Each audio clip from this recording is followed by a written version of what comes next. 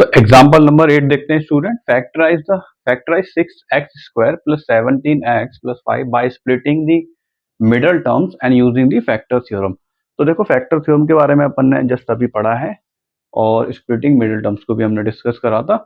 तो यहाँ पे फैक्टराइज करना है इसको फैक्टर थ्योरम के थ्रू। ठीक है, फैक्टर थ्योरम से करना थोड़ा सा ट्रिकी है, थोड़ा सा मुश्किल है, लेकिन मिडल टर्म्स को स्प्लिट्स करके किसी के फैक्टर निकालना ज्यादा इजी है। ठीक है, तो मिडल टर्म को स्प्लिट्स करने वाले क्वेश्चंस भी एग्जाम के अंदर और बुक्स के अंदर ज्यादा दिए गए हैं as compare to factor theorem.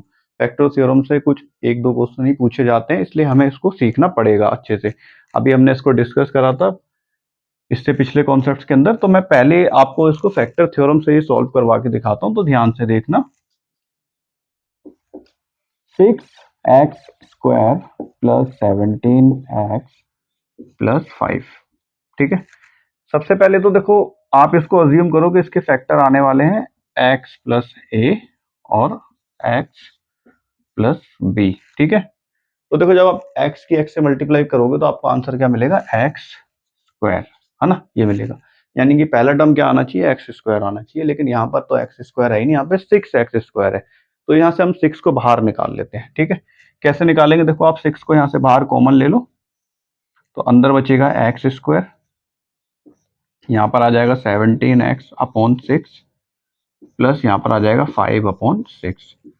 17x में 6 था नहीं, तो यहाँ पे डिनोमिनेटर में 6 क्यों लगा दिया, यहाँ पर भी डिनोमिनेटर में 6 क्यों लगा दिया, ये क्वेश्चन आपके माइंड में आ रहा होगा। तो यहाँ ध्यान से देखो, देखो 17 अगर मैं बोलूँ उसको आप दोबारा सॉल्व कर लो और वापस इस फॉर्म में लेकर आओ, तो आप कैसे करोगे, आप 6 की मल्टीप्लाई x² से करोगे तो आपका आंसर आ जाएगा 6x²।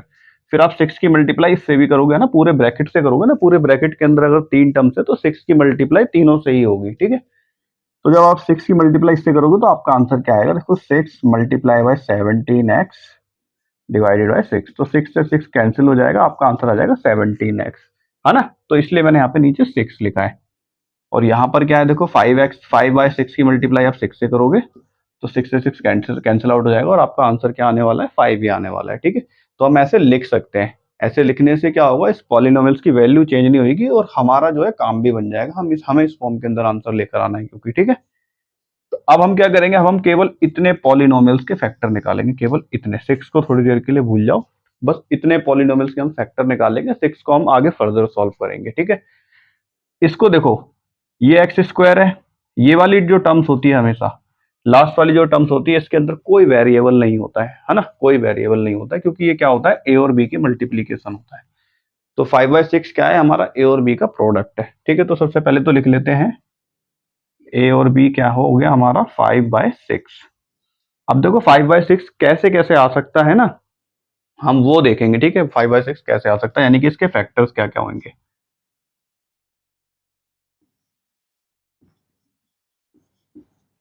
पहला फैक्टर क्या हो सकता है, देखो 1/2, 1/2, और ये प्लस का भी हो सकता है और माइनस का भी हो सकता है। ठीक है, 1/2 मल्टीप्लाई बाय 5/3। ठीक है, पहला फैक्टर ये हो सकता है,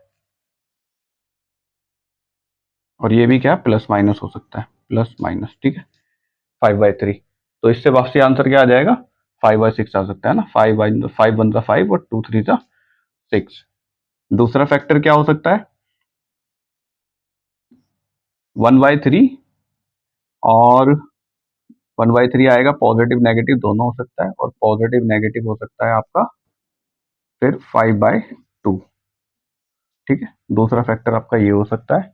और भी कोई तरीका है, हाँ एक तरीका और है, एक तरीके से और आ सकता है 1/6 मल्टीप्लाई बाय 5/1, है ना, पॉजिटिव नेगेटिव और पॉजिटिव नेगेटिव। तो ये टोटल 3 पेयर बनते हैं। ठीक है, तो अब हम क्या करेंगे, इन हर एक पेयर से ना एक एक बार ट्राई करेंगे। ठीक है, मान लो a की वैल्यू क्या है हमारी, पॉजिटिव 1/2 है, पॉजिटिव 1/2 है a की वैल्यू, तो a की जगह पॉजिटिव 1/2 रख लेते हैं।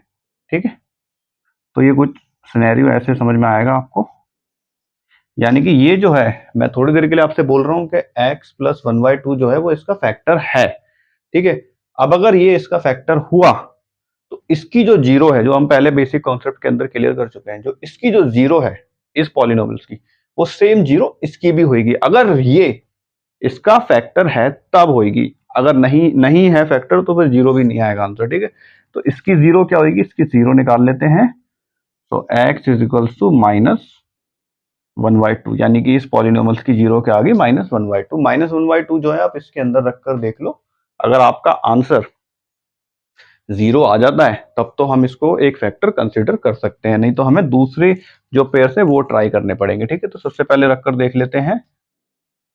x² + 17x/6 5/6। ठीक है, जहां जहां पर x है वहां पे -1/2 रख दो। देखो यहाँ पे -1/2 रखूंगा और उसका स्क्वायर करूंगा तो आपका आंसर क्या आ जाएगा, या चलो लिख ही लेते हैं, एक स्टेप और बढ़ जाएगा, कोई प्रॉब्लम नहीं है।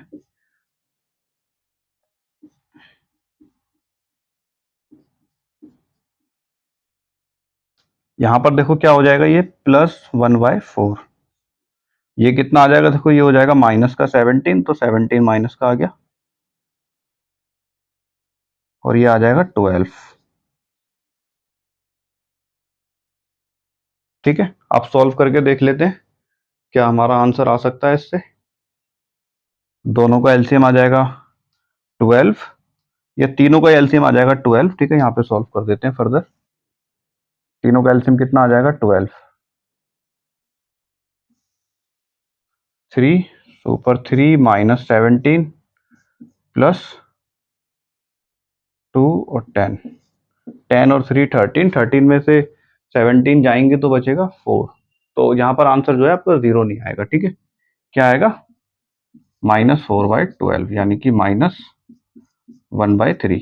तो इससे जो है हमारी बात नहीं बन रही है। ठीक है, अब हम क्या कर सकते हैं, अब हम दूसरा जो फैक्टर है उसको ट्राई कर लेते हैं। ठीक है, इसको इरेज कर देते हैं, ये तो हमारा फैक्टर नहीं बन रहा है। ठीक है, तो दूसरा जब हम ट्राई करेंगे तो देखो अब आपको है ना, ये वाला ट्राई करने की जरूरत नहीं है ये।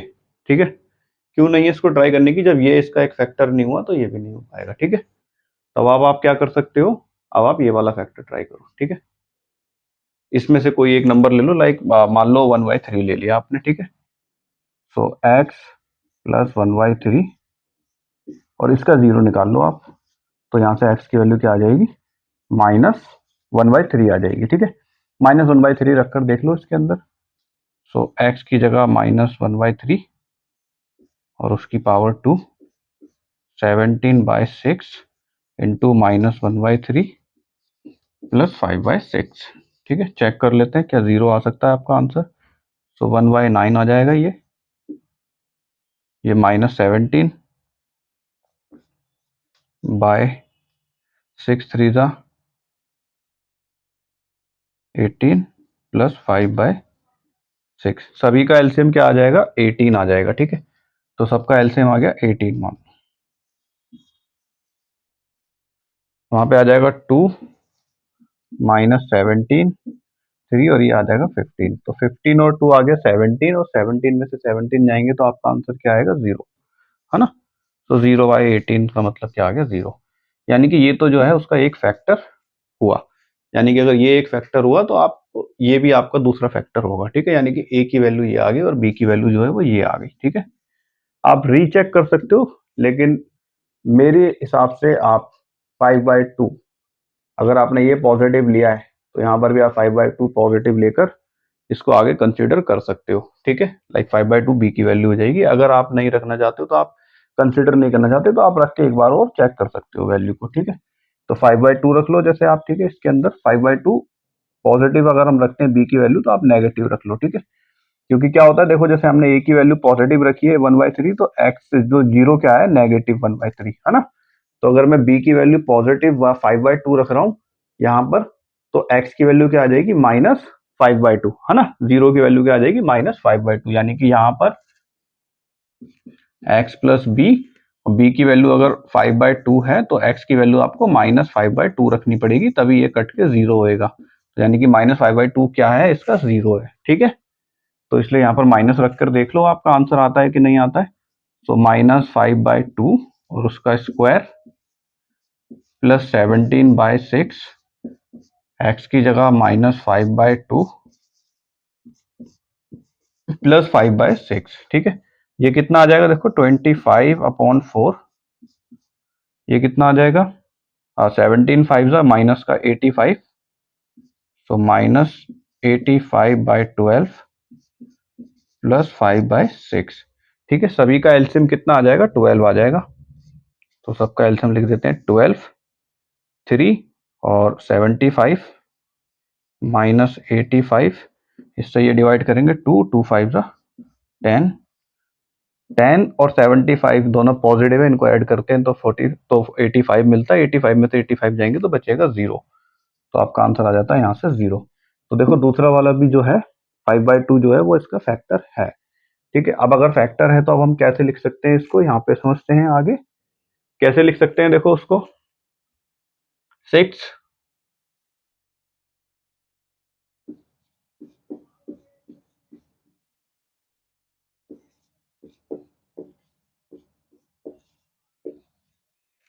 ठीक है, ये आ गया। अब देखो इस पूरे को हम कैसे लिख सकते हैं, इस रूप के अंदर लिख सकते हैं। ठीक है, इस वाले हिस्से को इस रूप के अंदर लिख सकते हैं।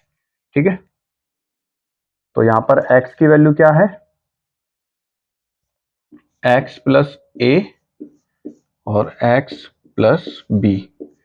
सो 6x प्लस ए की जगह क्या लिख सकते हैं, हमने क्या माना था, ये 1/3, तो यहाँ पे लिख देते हैं 1/3।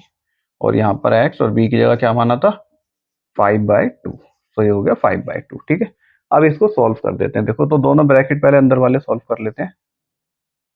3 बन रहा 3, तो 3x+1/3। ठीक है, क्या करा है मैंने, 3 की मल्टीप्लाई इससे करिए, तो 3x+1 और नीचे आ गया 3। ठीक है, यानी कि जो दोनों का फिर जो दोनों ऊपर वाली टर्म से दोनों का डिनोमिनेटर मैंने सेम कर लिया, 3 बना लिया। ठीक है, यहाँ पर भी ऐसे करूंगा, 2 को x से मल्टीप्लाई कर दूंगा, 2x+5 सेम रहेगा, नीचे जो है वो 2 आ जाएगा। ठीक है, यहाँ तक समझ में आया। अब मैं क्या करता हूँ, इनों की आपस में मल्टीप्लाई कर देता हूँ।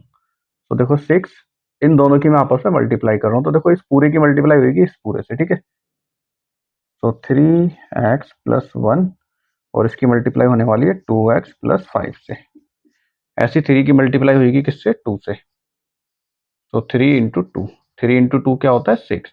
इस 6 से ये 6 कट जाएगा, ऊपर क्या बचा आपका, ये बस ये बचता है 3x+1 इंटू 2x+5। यही होंगे आपके इसके फैक्टर्स। ठीक है, तो देखो कितना लेंथी तरीका था इसका फैक्टर थ्योरम का, लेकिन सीखना बहुत ज़्यादा जरूरी है क्योंकि इसके ऊपर बेस्ड स्पेशल क्वेश्चन आते हैं। इसमें लिखा ही होता है कि फैक्टर थ्योरम का यूज करके आपको किसी एक पर्टिकुलर पॉलिनोमियल्स के फैक्टर्स निकालने हैं।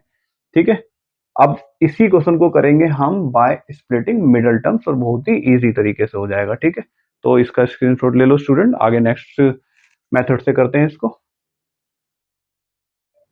सो स्टूडेंट एग्जांपल नंबर 9 देखते हैं। इस टर्म को हमें फैक्टराइज करना है, इसके अंदर भी हमें फैक्टर थ्योरम का यूज करना है। ठीक है, तो चलो करते हैं इसको। तो हमारे पास में लिखा हुआ है y² - 5y+6। ठीक है, यहाँ पर आप क्या करो, देखो यहाँ पर जो ये टर्म है मिडल टर्म जो है वो नेगेटिव है, तो आप इसके फैक्टर कैसे समझोगे, y - a और y - b।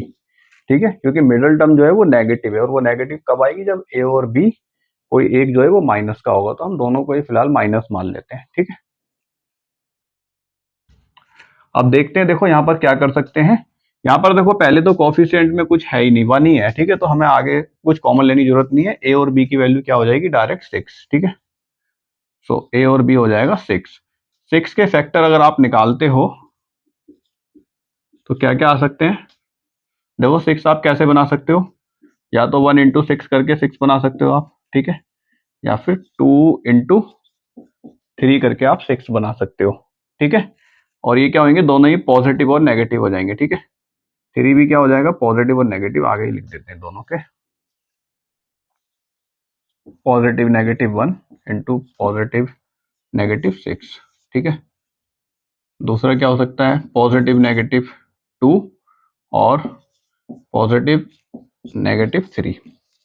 ठीक है, तो अब रख के देख लेते हैं एक एक करके। अगर आप x की जगह -1 ले लेते हो, ठीक है, -1 ले लेते हैं x की जगह, तो अगर आप पहला फैक्टर 1 मानते हो, y-1, तो इसका 0 क्या होगा, 1 आ जाएगा इसका 0, है ना। यानी कि इस पॉलिनोमियल का 0 क्या आ गया, 1, यानी कि 1 रखने पर इस पॉलिनोमियल की वैल्यू क्या आ जाती है, 0 आ जाती है।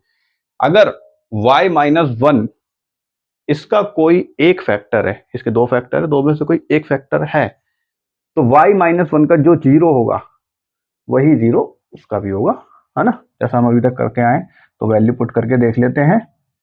तो Y square 5y plus one, Y की जगह प्लस वन रख दो, तो प्लस वन का स्क्वायर क्या होता है, वन ही होता है, माइनस 5y,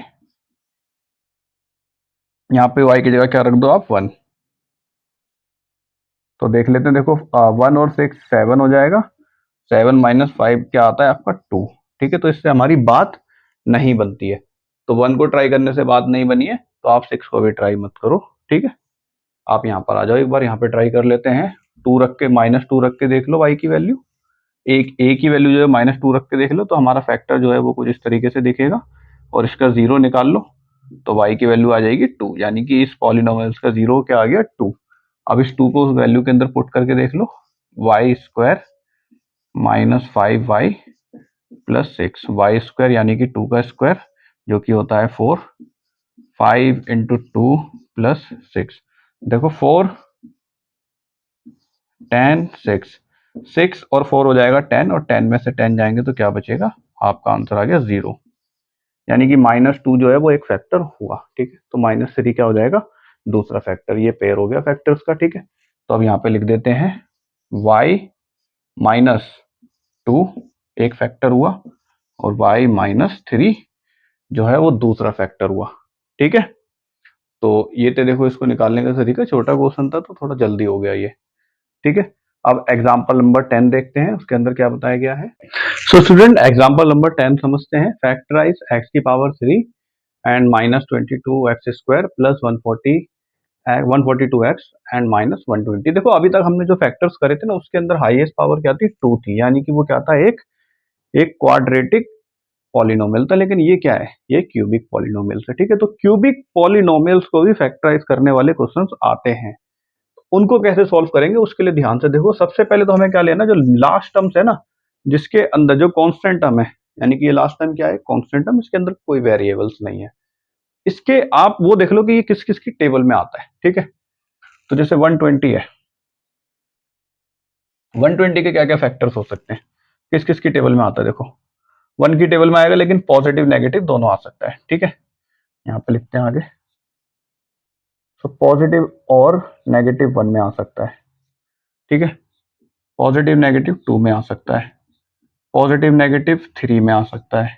ठीक है, पॉजिटिव नेगेटिव फोर में आ सकता है। ठीक है, तो फिलहाल इतने ही लिख लो, वैसे तो आप पूरे भी लिख सकते हो। ठीक है, लेकिन पूरे लिखने की जरूरत नहीं है, वन टू थ्री फोर लिख लो। अगर इनसे काम नहीं बनता है तो फिर आगे फर्दर और लिख सकते हैं। ठीक है, फोर की टेबल में आता है, पॉजिटिव नेगेटिव फाइव की टेबल में आएगा, पॉजिटिव नेगेटिव सिक्स की टेबल में आएगा, फिर सिक्स के बाद में एट की टेबल में, फिर टेन टेन की टेबल में आएगा, ट्वेल्व में आएगा, फिफ्टीन में आएगा। ठीक है, एटीन में आएगा, ट्वेंटी फोर में आएगा, फिर थर्टी में आ जाएगा, थर्टी के बाद में फिर सिक्सटी में भी आ जाएगा, सिक्सटी के बाद में फिर 120 की में आएगा। ठीक है, तो सारे लिखने की जरूरत नहीं है, आप कुछ लिखकर काम चला सकते हो। अगर इनसे बात नहीं बनती तो फिर आगे और जो फैक्टर्स हैं और जिन जिन की टेबल्स में ये आता है वो लिखकर फिर उनसे चेक करेंगे। ठीक है, तो सबसे पहले तो देखो ये ले लेते हैं वन, मान लेते हैं कि x माइनस वन जो है, x माइनस वन इसका फैक्टर है। ठीक है, तो मैं वन माइनस से ट्राई कर रहा हूँ, आप प्लस या माइनस किसी से भी ट्राई कर ले। तो सबसे पहला वाला जो है ना, वन से ज्यादातर ट्राई करना चाहिए, मोस्ट प्रोबेबली वन से आ जाता है, या तो माइनस वन से या पॉजिटिव वन से ना, इस तरह के क्वेश्चन सॉल्व हो जाते हैं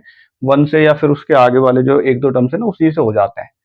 तो x माइनस वन मैंने ले लिया, कोई एक इसका फैक्टर है। ठीक है, अगर x माइनस वन इसका एक फैक्टर है तो हम चेक कर लेते हैं कि x माइनस वन का जीरो क्या है। तो इसका जीरो क्या हो जाएगा, पॉजिटिव वन, यानी कि इसका जीरो क्या आ गया, पॉजिटिव वन, यानी कि इसके अंदर पॉजिटिव वन रखने से इसकी वैल्यू जो है वो जीरो हो जाती है। अगर x माइनस वन इसका फैक्टर है इस वाले क्वेश्चन का, तो क्या होगा, जो x माइनस वन का जीरो है यानी कि वन, वन क्या आया है, इसका जीरो आया है। ठीक है, वही जीरो क्या होगा इसका भी। ठीक है, तो चेक कर लेते हैं क्या ये इसका जीरो है या फिर नहीं है, वो चेक कर लेते हैं। ठीक है, तो सबसे पहले लिखते हैं x की power three minus twenty three x square plus 142 x minus 120। ठीक है, यहाँ पर रखते हैं +1, उसका स्क्वायर कर देते हैं, 23 और 1 का स्क्वायर प्लस 142 और x की जगह लिख देते हैं 1 माइनस 120। ठीक है, 1 का क्यूब क्या होगा, 1 ही होगा। यहाँ पर इसकी मल्टीप्लाई कर देंगे तो 23 आ जाएगा, सेम 142 माइनस 120। ठीक है, देखो पहले नेगेटिव नेगेटिव वाले सॉल्व कर लो, तो इसकी -23 -120 कितना आ जाएगा, -143। 142 प्लस 1 कितना आ जाएगा, +143। ये कैंसिल आउट हो जाएगा, आपका आंसर आ गया 0।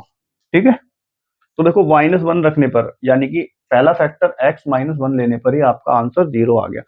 देखो पहला फैक्टर आप x + 1 लेते ना, तो आप वो भी ले सकते थे, लेकिन आपका फिर आंसर वहां पे 0 नहीं आता फिर, क्योंकि अगर माइनस से 0 आ रहा है ना, तो इसका मतलब ये नहीं है कि फिर प्लस से भी 0 आएगा, दोनों में से किसी एक से 0 आएगा। ठीक है, कोई एक ही हो सकता है फैक्टर, ऐसा नहीं है कि आपने के सर आपने तो +1 से चेक नहीं करा, क्या पता +1 भी हो।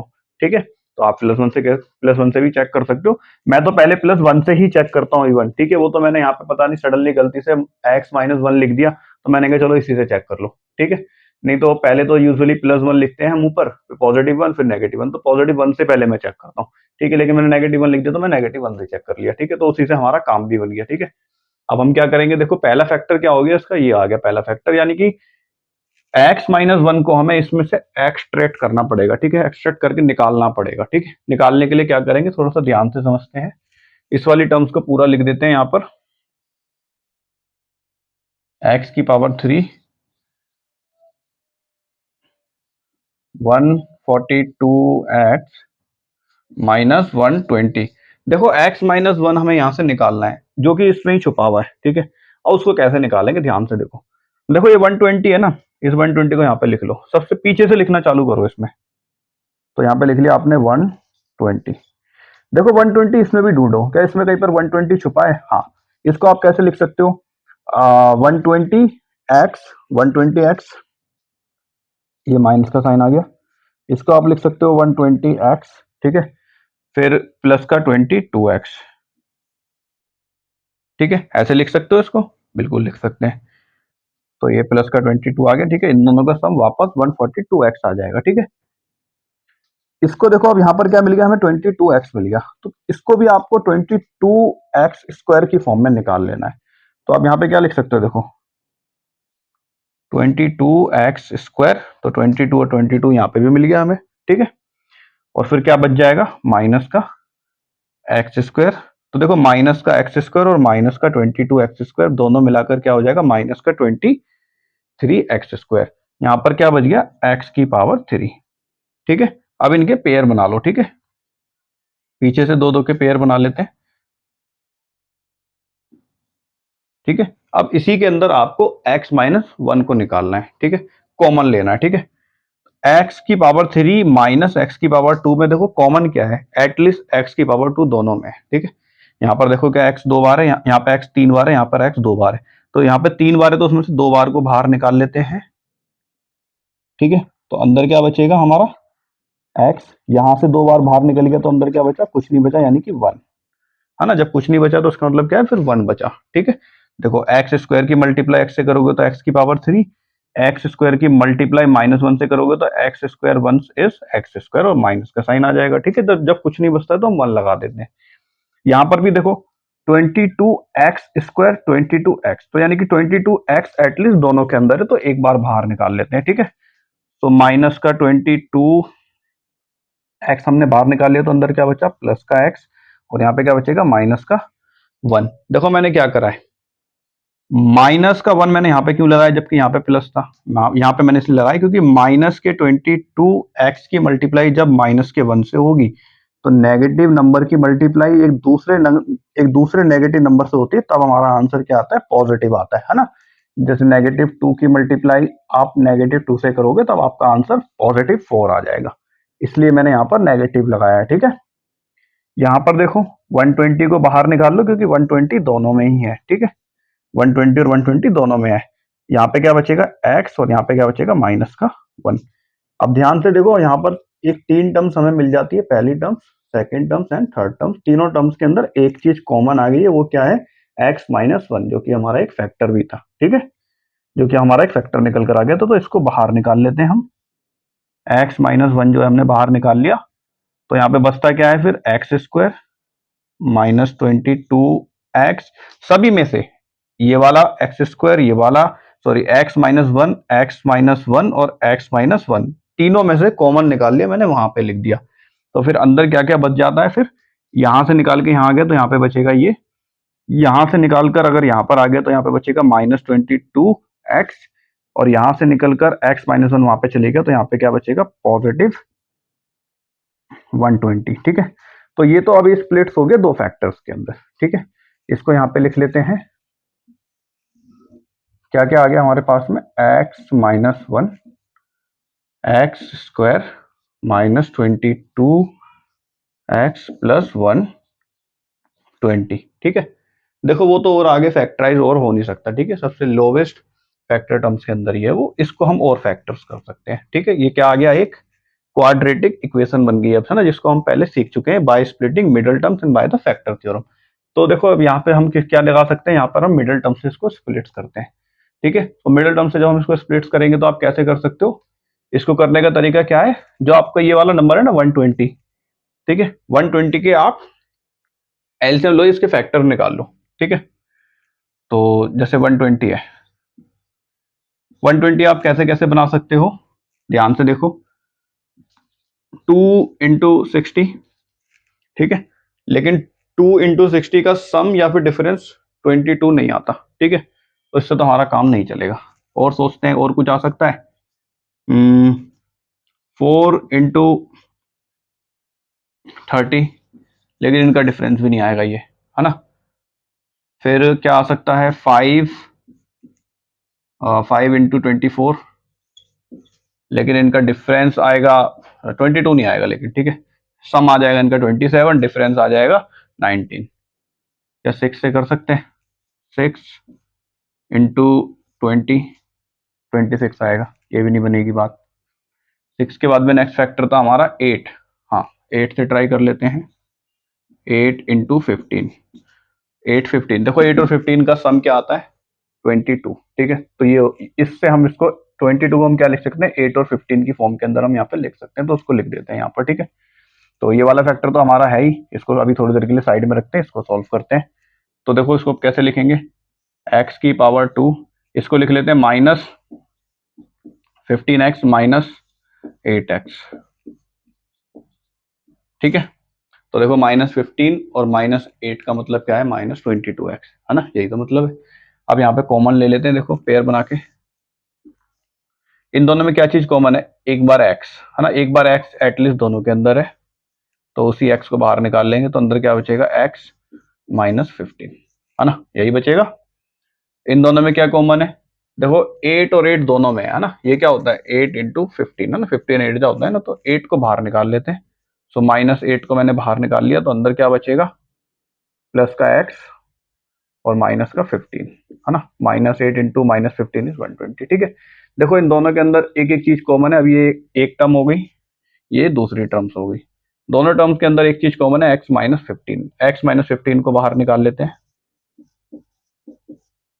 तो यहाँ पे क्या बचेगा, अगर यहाँ से x माइनस 15 यहाँ पर आ गया तो यहाँ पे क्या बचा, x, यहाँ से x माइनस 15 यहाँ पर आ गया तो यहाँ पे क्या बचा, -8। तो इस वाली टर्म्स को हम कैसे लिख सकते हैं, ऐसे लिख सकते हैं, ठीक है। और इससे पहले क्या लिखा हुआ था ये, यानी कि वो पूरा का पूरा क्या आ जाता है, हमारा फैक्टर्स क्या आ जाते हैं,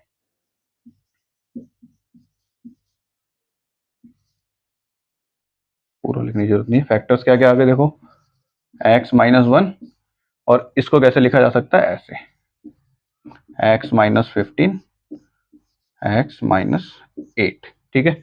ये आ गए तीनों के तीनों उसके फैक्टर्स, यानी कि आप इसको जब सोल्व करोगे ना तो वही आंसर आ जाएगा वापसी, ठीक है। फैक्टर्स का मतलब क्या है, ब्रेक करके लिख देना, मतलब किन मिनिमाइज टर्म से वो मिलकर बना हुआ है, ठीक है, वही होते हैं फैक्टर्स। तो स्टूडेंट ये था 2.3 एक्सरसाइज का बेसिक, इसके अंदर हमने सारे के सारे बेसिक कॉन्सेप्ट क्लियर करे हैं, factor theorem, splitting middle terms, और कैसे एक क्यूबिक इक्वेशन को, एक क्यूबिक पॉलिनोमियल्स के कैसे फैक्टर्स निकालते हैं, ये सब चीजें, और भी कई सारी चीजें हमने इसके अंदर जितनी भी थी सारी की सारी कवर कर ली हैं।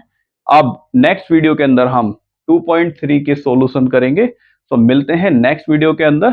Thank you for watching.